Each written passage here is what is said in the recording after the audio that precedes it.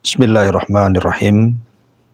Assalamualaikum warahmatullahi wabarakatuh. Alhamdulillah. Wassalatu wassalamu ala rasulillah. Wala hawla wala quwata illa billahi wa ba'du. Alhamdulillah, segala puja dan pujanya milik Allah subhanahu wa ta'ala. Di pagi yang cukup cerah ini kita masih dipertemukan lewat udara, sebagaimana kita dipertemukan di dunia, walaupun lewat media. Semoga Allah subhanahu wa ta'ala pertemukan kita juga di surganya Allah subhanahu wa ta'ala kelak. Amin ya rabbal alamin. Salawat dan salam kita hadiahkan tentunya kepada Nabi kita, Nabi besar Muhammad sallallahu alaihi wa ala alihi wasallam. Ma'asyiral muslimin wal muslimat dimanapun Anda berada. Pembahasan di pagi hari ini kita akan membahas satu akhlak Nabi sallallahu alaihi wasallam yang berkaitan dengan bagaimana Nabi sallallahu alaihi wasallam memperlakukan anak-anak yatim. Ma'asyiral muslimin yang dimuliakan Allah Azza wa Jalla. Sebenarnya Nabi sallallahu alaihi wasallam sendiri adalah anak yatim. Ketika ayahandanya Abdullah meninggal dunia, maka Nabi sallallahu alaihi wasallam berada di dalam kandungan ibundanya Aminah. Sehingga ketika terlahir saja Nabi sallallahu alaihi wasallam tidak pernah melihat ayahandanya. Tergambarnya pun tidak, karena memang meninggal dan Rasul masih berada di perut ibundanya. Dan itulah seyatim-yatimnya anak yatim. Makanya Allah subhanahu wa ta'ala berfirman dalam Al-Quran, wa wajadaka yatiman fa'awa. Allah telah dapati dirimu, wahai Muhammad, dalam kondisi yatim, maka Allah lindungi kamu. Maka Nabi sallallahu alaihi wasallam adalah Abul Aitam. Dia adalah anak yatim yang terlahir kemudian dipelihara dari tangan ke tangan. Mulai daripada Halimah Sa'diyah, kemudian ke tangan pamannya Abu Talib, Abdul Muttalib, kakeknya, kemudian baru ke tangan pamannya Abu Talib, dan begitu seterusnya. Artinya Nabi sallallahu alaihi wasallam sangat mengalami bagaimana menjadi anak yatim. Wajar kalau seandainya Nabi sallallahu alaihi wasallam sangat menyayangi dan sangat memuliakan anak yatim. Ma'asyiral muslimin yang dimuliakan Allah subhanahu wa ta'ala. Kita tahu bahwa tradisi orang-orang jahiliyah, orang-orang jahiliyah di zaman itu, mereka tidak pernah menghargai anak yatim. Ketika salah seorang pembesar Quraisy, ada yang mengatakan Abu Jahal, ada yang mengatakan Umayyah, ada yang mengatakan yang lainnya, sedang menyembelih seekor unta. Tiba-tiba datang anak yatim, tidak menggunakan baju, mendekati dan hendak meminta sepotong dari daging unta yang mereka sembelih. Tapi kemudian anak yatim diusir, diambilkan tongkat, kemudian didorong sampai jatuh, menangis, kemudian dia pun lari ketakutan. Dari sini Allah subhanahu wa ta'ala turunkan ayat, ara'aital ladzi yukadzibu biddin fadzalikal ladzi yad'ul yatim. Tidakkah kau lihat mereka para pendusta agama itu? Siapa mereka? Salah satunya orang yang menghardik anak yatim. Dari sini menunjukkan bahwa orang-orang jahiliyah itu tidak punya rahmat dalam hatinya. Kalau seandainya Allah berikan sedikit saja, setitik rahmat di hati para pembesar Quraisy itu, tentu mereka akan mudah masuk Islam. Tapi karena kerasnya hati mereka, sebagaimana Allah subhanahu wa ta'ala berfirman, terkadang hati seseorang itu keras sekeras batu. Bahkan asyaddu qaswah, bahkan lebih keras daripada batu. Ini pula lah yang menghalangi para tokoh-tokoh Quraisy untuk masuk ke agama Nabi Shallallahu Alaihi Wasallam karena kekerasan hati mereka. Salah satunya tidak ada rahmat kepada anak-anak yatim. Ma'asyiral muslimin yang dimuliakan Allah Azza wa Jalla, di tengah-tengah orang-orang Quraisy yang tidak punya rahmat kepada anak yatim, lahir sebuah sosok teladan umat Islam, Sayyidul awwalina wal akhirin, manusia yang terbaik yang berjalan di permukaan bumi. Dialah Nabi sallallahu alaihi wasallam. Marrabah. Ada tradisi yang buruk di masyarakat jahiliyah yang mereka suka menghadik anak yatim, maka Nabi SAW datang membawa rahmat bagi anak-anak yatim. Ma'asyiral muslimin yang dimuliakan Allah Subhanahu wa taala. Ketika Nabi SAW mengirim pasukan ke Mu'tah, kita tahu bahwa ada 3 pemimpin yang diamanahkan Nabi SAW dalam perang Mu'tah itu. Pertama, bendera dipegang oleh Zaid ibn Harithah. Kalau seandainya gugur, maka Ja'far ibn Abi Talib. Kalau seandainya gugur, maka dipegang oleh Abdullah ibn Rawaha. Allah takdirkan dalam perang Mu'tah ini, perang sangat sengit yang tidak imbang secara jumlah dan kekuatan. Maka gugurlah 3 manusia yang tidak pernah terulang seorang ibu melahirkan mereka. Zaid ibn Harithah, Ja'far ibn Abi Talib, dan Abdullah ibn Rawaha. Semua mati syahid di perang Mu'tah. Kabar kematian 3 sahabat mulia ini membuat sedih Nabi Shallallahu Alaihi Wasallam, karena di antara mereka ada yang memiliki keluarga dan di antara mereka ada yang memiliki anak yatim. Salah satunya adalah Ja'far ibn Abi Talib radhiyallahu an. Ketika kabar meninggalnya Ja'far ibn Abi Talib, sesaklah dada Nabi Shallallahu Alaihi Wasallam. Sedih, bagaimana tidak? Dia meninggalkan anak-anak kecil. Maka Nabi Shallallahu Alaihi Wasallam datang mengunjungi keluarga Ja'far. Dilihatnya keluarganya sedang menangis. Dan Nabi Shallallahu Alaihi Wasallam membiarkan selama 3 hari. Setelah itu Rasul mengatakan, setelah 3 hari jangan ada lagi yang menangis. Maka Nabi SAW memanggil 2 putra Ja'far, Muhammad ibn Ja'far dan Abdullah ibn Ja'far. Kemudian Nabi SAW mencukur keduanya, mencukur rambut keduanya, kemudian memeluknya. Kemudian mengatakan, adapun Muhammad ibn Ja'far maka sangat mirip dengan pamanku Abu Talib. Adapun Abdullah ibn Ja'far maka dia sangat mirip dengan diriku, khalqi wa khuluqi, baik secara fisik ataupun secara akhlak. Maka Nabi SAW mengambil kedua tangan Abdullah ibn Ja'far, seolah-olah kemudian mengangkat ke langit berdoa. Dan Rasul mengatakan, ya Allah, gantilah bagi Ja'far pengganti yang terbaik. Ya Allah, gantilah bagi Ja'far pengganti yang terbaik. Ya Allah, gantilah bagi Ja'far pengganti yang terbaik. Kemudian Rasul mendoakan kepada Abdullah, Allahumma barik li Abdillah fi safqati yamini. Ya Allah, berkahi anak ini. Ya Allah, berkahi anak ini. Nah, ketika Nabi SAW mendoakan seperti itu, datanglah istri daripada Ja'far ibn Abi Talib, menangis melihat anak-anaknya dan mengatakan, siapa lagi bapak mereka, siapa yang akan memberi makan mereka. Maka Nabi SAW meyakinkan, memberikan tawakal yang kuat dan mengatakan, jangan bersedih, mereka anak-anakku, ana waliyuhum fid dunya wal akhirah. Saya yang akan melindungi mereka baik di dunia ataupun di akhirat. Lihat bagaimana Nabi SAW mencontohkan betapa sayangnya Nabi SAW kepada anak yatim. Makanya wajar Allah Subhanahu wa ta'ala memberikan balasan kepada setiap orang yang memelihara yatim dengan balasan yang besar. Sampai kita tahu bahwa orang yang pertama kali masuk ke dalam sorga dan membukakan pintu sorga adalah Nabi SAW. Ketika Nabi SAW hendak melangkah, maka Nabi SAW melihat ada wanita yang menyusul hendak masuk duluan ke sorga dibandingkan dirinya. Maka Rasul menyetop dan mengatakan, siapa kamu? Maka wanita ini mengatakan, saya adalah orang yang merawat anak yatim. Sayalah orang yang merawat anak yatim. Maka Rasul mempersilahkan masuk sorga berdua bersama Nabi SAW. Subhanallah, bagaimana Allah Subhanahu wa ta'ala memberikan pahala kepada orang yang mengkafil anak yatim. Bahkan Nabi SAW dengan tegas mengatakan, ana wa kafilul yatim fil jannati kahataini. Saya dan para pemelihara anak yatim seperti ini.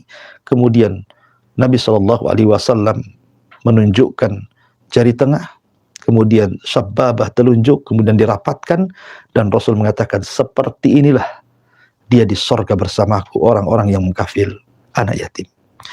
Ma'asyiral muslimin, para pendengar yang dimuliakan Allah Subhanahu wa taala dan juga para pemirsa, semoga Allah Subhanahu wa taala merahmati kita semuanya. Ya.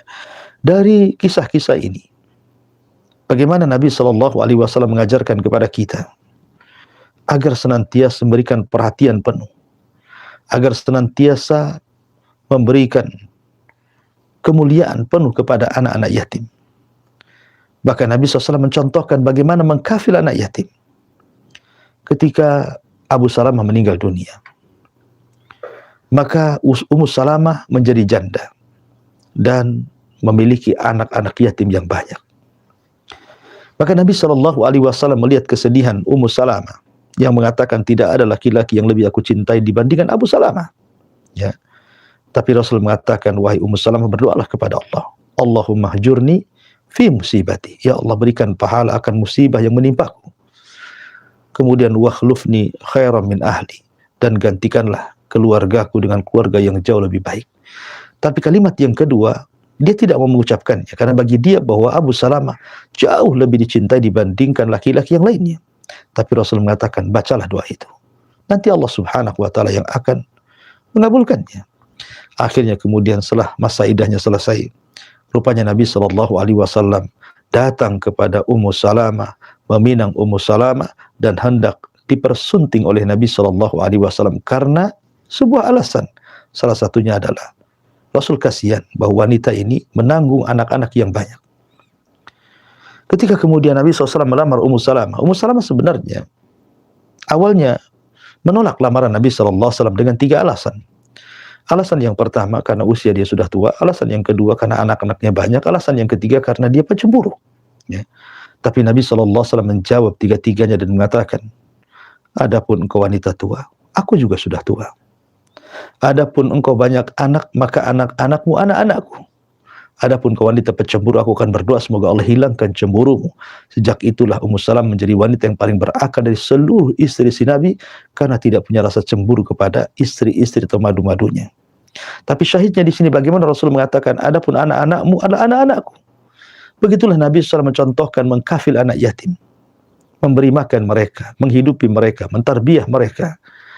Dan ini gambaran indahnya Islam, bagaimana akhlak Rasul kepada anak yatim. Bahkan suatu ketika datang seorang laki-laki kepada Nabi SAW mengadukan akan kerasnya hati. Hatinya keras sekali. Maka Nabi SAW mengatakan, kalau engkau ingin lembut hatimu, datangkan anak yatim, usaplah kepalanya. Wamsah ra'sal yatim talinu qalbak. Usaplah kepala anak yatim, maka Allah akan lembutkan hatimu. Ya, karena dengan memandang anak-anak yatim yang tanpa ada ayah. Sementara kita tahu bahwa ayah itu sebagai pelindung bagi anak, berbeda dengan ibunda. Apabila anak yang disakiti, pasti laporannya kepada ayah. Ketika ayah kemudian meninggal, betapa sedihnya anak yatim ini. Makanya Nabi SAW mengajarkan kepada sahabat, orang-orang yang keras hatinya, kalau Anda ingin lembut, maka usaplah kepala anak yatim. Maka Anda akan dapat pahala sebanyak rambut yang ada di kepala anak yatim tersebut. Ma'asyiral muslimin yang dimuliakan Allah Subhanahu wa taala. Bahkan Nabi sallallahu alaihi wasallam bersabda dalam sebuah hadis, bagaimana Nabi sallallahu alaihi wasallam menjelaskan salah satu keutamaan anak-anak yatim adalah as-sa'i ala al-armalati wal miskin kal mujahid fi sabilillah. Kata Nabi sallallahu alaihi wasallam, orang yang berusaha untuk menolong janda-janda yang memiliki anak-anak yatim yang serba kekurangan kehidupannya, dan juga orang-orang miskin, maka sekedudukan dengan orang yang berjihad di jalan Allah Subhanahu wa taala. Kemudian juga Nabi sallallahu alaihi wasallam juga bersabda, bagaimana kedudukan orang-orang yang berusaha untuk mengkafil anak yatim. Nabi sallallahu alaihi wasallam sampai kemudian mensejajarkan dengan dirinya di sorga dan merapatkan antara jari tengah dan juga telunjuknya. Begitu dekatnya para pengkafil anak yatim dengan Nabi sallallahu alaihi wasallam. Ma'asyiral muslimin yang dimuliakan Allah Subhanahu wa taala. Karena kita tahu bahwa takdir itu rahasia Allah. Takdir itu rahasia Allah. Belum tentu anak yang kehilangan ayahnya sejak kecil, kemudian dia akan dirundung kesedihan dan tidak akan menjadi orang besar kelak di masa depan. Tidak juga. Imam Syafi'i rahimahullah ta'ala yatim. Tapi lihat, siapa yang tidak kenal Imam Syafi'i rahimahullah ta'ala? Satu dunia kenal Imam Syafi'i, padahal dia yatim, dirawat oleh ibundanya. Imam Ahmad ibn Hanbal rahimahullah ta'ala anak yatim. Siapa yang tidak kenal Imam Ahmad pencetus mazhab Hambali? Dia yatim. Dan juga yang merawat adalah orang tuanya, ibundanya. Sehingga menjadi manusia-manusia hebat. Karena ditarbiyah oleh ibunda-ibunda hebat seperti ibunya Imam Syafi'i. Kemudian juga ibunya Imam Ahmad. Termasuk juga Imam Al-Muhaddits Ad-Dunya. Muhadditsud Dunya. Siapa Muhadditsud Dunya? Imam Bukhari. Imam Bukhari terlahir yatim. Tapi lihat bagaimana karyanya. As-Sahihul Jami, kumpulan hadis tersahih setelah Al-Quranul Karim, menjadi patokan bagi seluruh ahli sunnah wal jamaah umat Islam merujuk kepada kitabnya Sahih Al-Bukhari. Ma'asyiral muslimin yang dimuliakan Allah subhanahu wa ta'ala. Maka dari paparan dari awal sampai akhir, kita tahu bahwa Islam itu adalah agama yang membawa rahmat. Membawa rahmatan lil alamin. Memperhatikan kesedihan hati orang lain, memasukkan kesenangan kepada hati orang lain. Karena kita tahu bahwa anak-anak yatim, mereka anak-anak yang ditinggal orang tuanya, otomatis kehidupan mereka akan berbeda dengan orang yang punya ayah dan ibu dan keduanya masih hidup. Mereka butuh kasih sayang, mereka butuh perawatan, mereka butuh minum, butuh makan, butuh pendidikan. Kalau bukan kita, siapa lagi? Kalau bukan kita yang merawat mereka, anak-anak yatim, siapa lagi? Ma'asyiral muslimin yang dimuliakan Allah subhanahu wa ta'ala. Lalu seperti apa orang dikatakan mengkafil anak yatim itu? Dan apa pahalanya? Ya. Tadi saya sudah sebutkan, yang pertama dia akan menjadi sohbah. Sohbah itu menjadi teman baik Nabi SAW di sorga. Dan luar biasa. Menjadi teman Nabi SAW di sorga. Kita yang hari ini hidup tidak pernah berjumpa dengan Nabi SAW. Tapi bukan mustahil kita akan berjumpa dengan Nabi. Dan kalau Anda ingin dekat dengan Nabi SAW dan ingin menatap wajah Rasul dan ingin berjumpa dengan Rasul, maka kafilah anak-anak yatim. Sayangi mereka, rawat mereka. Terutama jaga hati mereka. Karena mengkafil anak yatim itu yang paling besar adalah menjaga hati anak yatim. Sayangi mereka. Seperti Nabi SAW mencontohkan bagaimana sayangnya kepada anak-anak yatim, putra daripada Ja'far bin Abi Thalib yang sudah saya ceritakan di awal tadi. Kemudian yang kedua pahalanya adalah shadaqatun tu'ti kadhafi fir rizqi wal mal. Ketika Anda mengkafil anak yatim, berarti Anda sedang bersedekah. Dan ingat, tidak akan berkurang harta yang Anda sedekahkan kepada anak yatim. Bahkan Allah akan ganti. Bahkan Allah akan ganti jauh lebih baik daripada apa yang Anda keluarkan kepada anak-anak yatim itu. Percayalah, Nabi SAW mengatakan, "Ma naqasa min malis sadaqah." Tidak berkurang harta yang disedekahkan manusia. Termasuk juga diantaranya adalah tarqiq lil qalbi, berusaha melembutkan hati. Hati kita ini terkadang keras. Terkadang di bulan Ramadan saat ini pun masih banyak orang-orang yang keras hatinya, tidak mau menyentuh Al-Quran, tidak mau datang ke masjid, tidak mau sholat malam, tidak mau sholat tarawih, tidak mau berzikir, keras hatinya. Ya. Maka cara melembutkan kekerasan hati itu dengan cara apa? Datangi anak yatim, usap kepalanya. Doakan kebaikan kepada mereka. Maka di antara keutamaannya adalah, maka Anda akan dilembutkan hatinya oleh Allah subhanahu wa ta'ala. Termasuk juga kafilul yatim adalah bentuk taqarrub ilallahi azza wa jal, bentuk mendekatkan diri kepada Allah subhanahu wa ta'ala. Dan ibadah ini ibadah yang luar biasa. Tapi sebaliknya, orang yang menghardik anak yatim, ingat, orang yang berhardik anak yatim adalah dosa daripada dosa-dosa besar. Bahkan dikatakan tadi di awal, mereka para pendusta agama. Para pendusta agama adalah orang-orang yang tidak ada perhatian kepada anak yatim. Oleh karena itulah, maka kalau Anda Allah subhanahu wa ta'ala berikan rizki, ambillah satu anak yatim, letakkan di rumah Anda, Nabi yang mengatakan bahwa rumah yang diberkahi adalah rumah yang ada anak yatim di dalamnya. Sekali lagi, rumah yang diberkahi, yang penuh dengan kebaikan, adalah rumah yang di dalamnya ada anak yatim. Maka sayangi mereka, bantu mereka, kafil mereka, karena sesungguhnya kafilul yatim kahataini fil jannah. Orang yang mengkafil anak yatim, Nabi SAW mengatakan seperti ini dia di sorga bersamaku. Wallahu a'lam bishawab. Ini yang bisa saya sampaikan.